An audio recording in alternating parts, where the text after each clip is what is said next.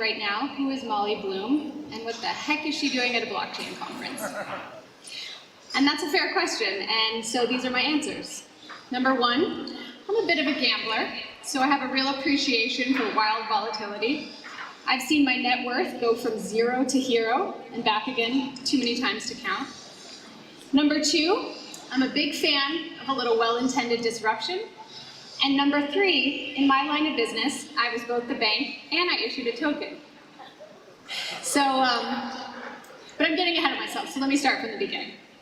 I was born in Loveland, Colorado, a small town 60 miles north of Denver. I was born to two parents who cared deeply about raising compassionate and successful children. And I lived in a pretty much only child bliss until my brothers were born. And these weren't any normal brothers, you guys. These were tiny, evil superhumans. Jordan, my middle brother, came out just a genius from birth. I mean, by age 5, he was beating my father in chess.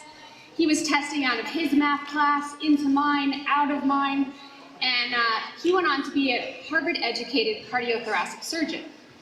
My youngest brother, Jeremy, was a little athlete prodigy, and he is a 6-time world champion, 2-time Olympian, and he casually went from the Turin Olympics to the NFL Combine, where he got drafted 5th round to the Philadelphia Eagles. So this is what I was dealing with. So basically, the turnout here was that starting at my dinner table, I was neither the smartest or most talented in the room. So I had to compensate for that by being the hardest worker. I was also a dreamer, and I dreamed my life big or bigger than my brothers. And the first dream I had was to be an Olympic skier. Unfortunately, I did not have the natural talent that Jeremy had, and at age 12, I was diagnosed with scoliosis.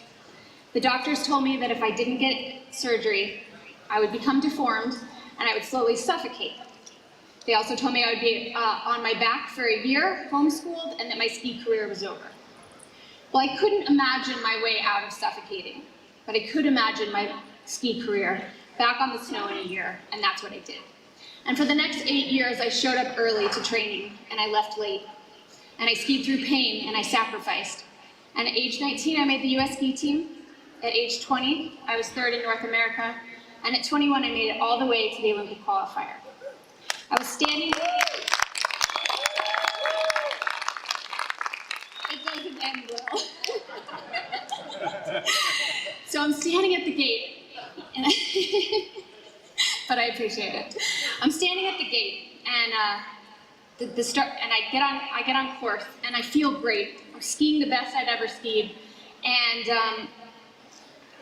the visibility was low that day. And what the race officials do when the visibility is low is they put little tiny pieces of pine bough on the course to show depth perception. And I skied right before the bottom air perfectly over this little piece of stick. And it lodged itself perfectly in between my bindings and my skis, and my ski pre-released 20 feet in the air. And I fell head first, my digitally remastered spine. I'll never forget the terrible sound it made and the excruciating pain. And when I came to, the doctors told me that if I continued like this, I would become paralyzed. So my ski career was over that day. Not because I didn't train hard enough, not because I wasn't prepared, but because I tripped on a stick. So I tried to finish school. I was in my last year of undergrad and headed to law school. But my heart was just broken. I looked out at those mountains every day. I went to the University of Colorado and I could see the mountains and just needed to get out of town. And I wanted to be young and free and just be a kid for a little while before law school. So I decided to go to LA. And my family didn't support this little break from reality. So I had to get a job immediately. And I got a job at the first place that would hire me, and it was a fine dining restaurant in Los Angeles. Now, I'd fibbed a little bit on the resume, on the application, because I didn't know the first thing about fine dining. And so it kind of came as no surprise when the boss called me in and said, "We're firing you because you're the worst waitress we've ever seen. But you show up early, you leave late, and you work hard. And so I'm offering you a job as my personal assistant." This guy was super demanding, a little psychotic, and but I said yes because I wasn't in a position to negotiate. So I started working for him, and it was demeaning at times and demanding, and he came into the office one day and said some words that sounded pretty innocuous at the time, but would change my life forever. He said, "I need you to serve drinks at my poker game." And I'm thinking, okay, do you guys play poker? Anyone in the audience? I didn't.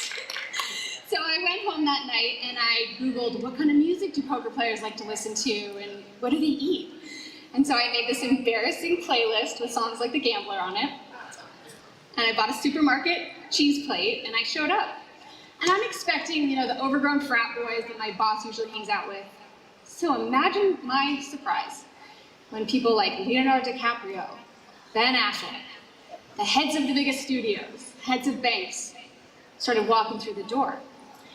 And I had this realization that a 22-year-old kid from a small town in Colorado doesn't get an opportunity to network with these types of people every day. And then at the end of the night, I made $3,000, so I was in.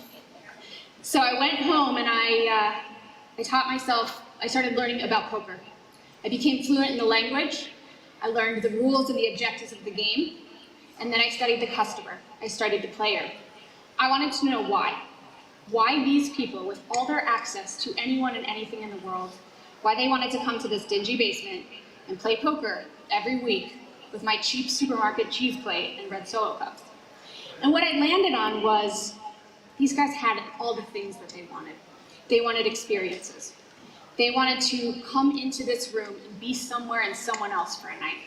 And so I started to build on that. And I built on that through conferring value, through remembering what people like to drink and eat, forging alliances, and people took note, and so did my boss. And he said one day, I need the list of the players and the accounting you've been keeping because you're done. And it had been 8 months. I had made a lot of money, and I could see how to turn this into a business. So I couldn't go back. I couldn't go back to being an errand girl, to being demeaned. But going up against him meant going up against someone very rich, someone very powerful, someone who worshipped at the altar of Machiavelli and believed in destroying their enemies. And I'm a 22-year-old kid. It also meant asking the Billionaire Boys Club to forego one of their own and trust me with their game and their money. But as Wayne Gretzky says, you miss 100% of the shots you don't take. So I knew I had to take it. So I organized a game the following week without him.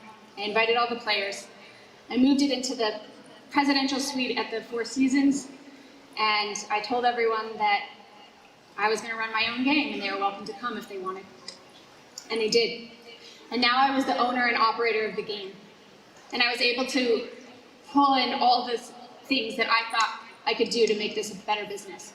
Number one, I raised the stakes from 10 to 50,000 because economics matter, particularly when it comes to experience and escapism.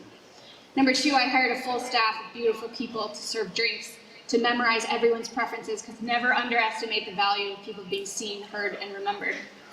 Number three, I needed new players. I needed customers.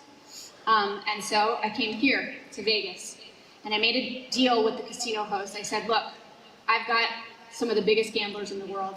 I'll guarantee you X amount of trips. I'll bring them in here, they'll play. But I need names and numbers of the biggest poker players in the area.